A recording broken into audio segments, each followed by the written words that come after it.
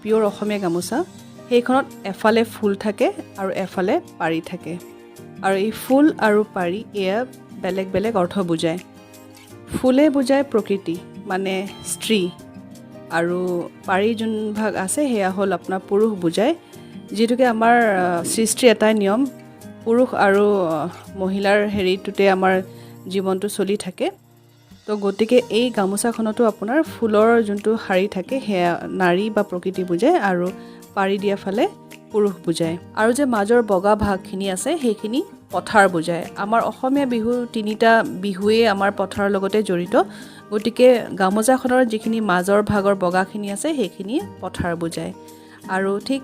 বগা অংশৰ ওপৰে আৰু তলে যে দীঘলীয়াকৈ ৰঙা পাৰি থাকে আঁচ থাকে সেই আঁচে বুজায় বুৱতী নৈ এতিয়া চাওকচোন বাৰু আমাৰ অসমীয়া গামোচাখনত যে ইমান অৰ্থ সোমাই আছে নাৰী